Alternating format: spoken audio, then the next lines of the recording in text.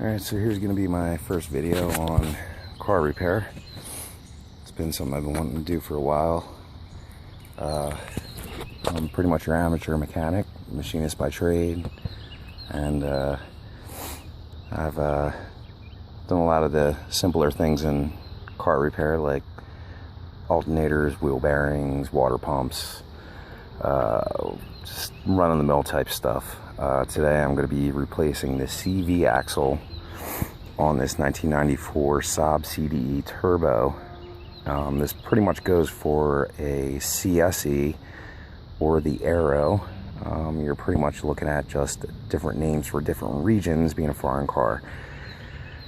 So what we're going to do is we're going to get ready to jack the car up after we get that center cap off and start loosening our axle nut and seeing what we have to do to get this axle off and the new one on.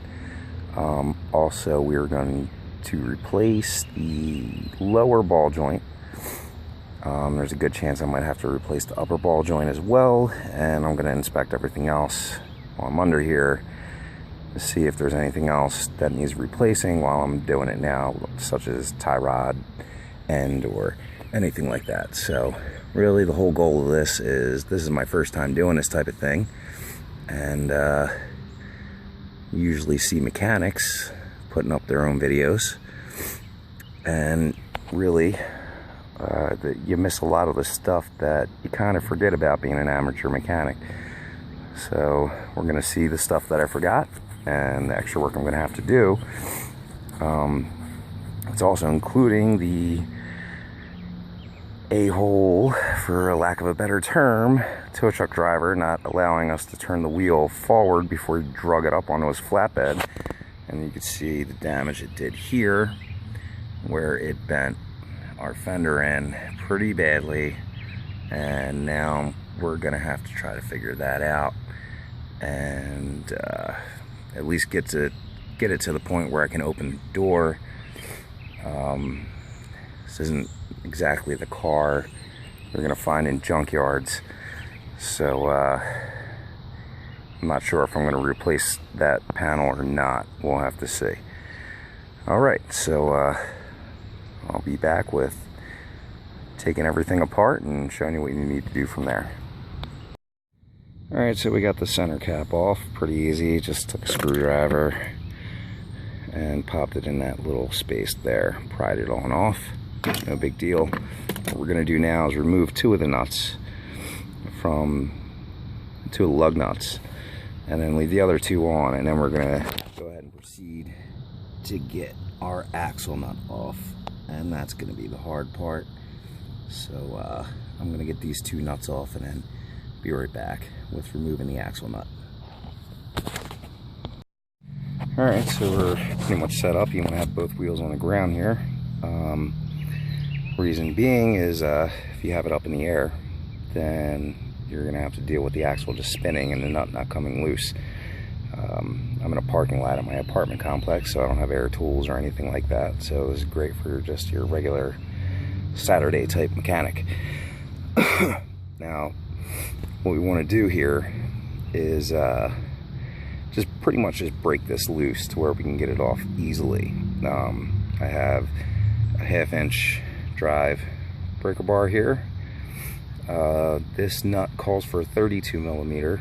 I'm using an 1.25-inch socket, which is extremely close.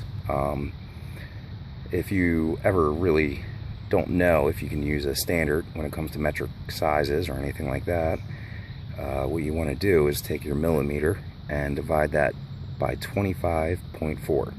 So what I did was divide 32 millimeter by 25.4, and that gave me 1 inch 2.259. So we're really close, and that'll be okay.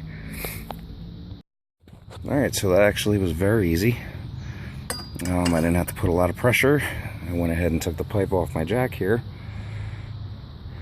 to give me extra leverage on the breaker bar, and it just started to come loose. It wasn't that bad at all. There was no breaking or anything, so it's a pretty easy deal, luckily, for a car this old. if you're not so lucky and it doesn't want to come loose, don't be afraid to go ahead and get your body up there and stand on your pipe and breaker bar here and put all the force you have into it. It might pop and your socket and everything might fall off, but at that point usually that means you've now loosened and broken that nut. So what we're going to go ahead and do is jack the car up and get everything off. Alright, so we got the car up, wheels off the ground. There we go. As you can see, the problem here, we've completely come loose of everything here. Our CV axle or half axle, whatever you want to call it, it's come out of the casing. The seal in the transmission, which is where this axle sits, has been broken. So of course you want to check your transmission fluid level after this and make sure that you do have the right amount in there. Now our failure point is right here. That's our ball joint. Now what I went and did is just bought the whole assembly, and I hope we won't have to deal with a lot of press. Start cut out there, I hit a button.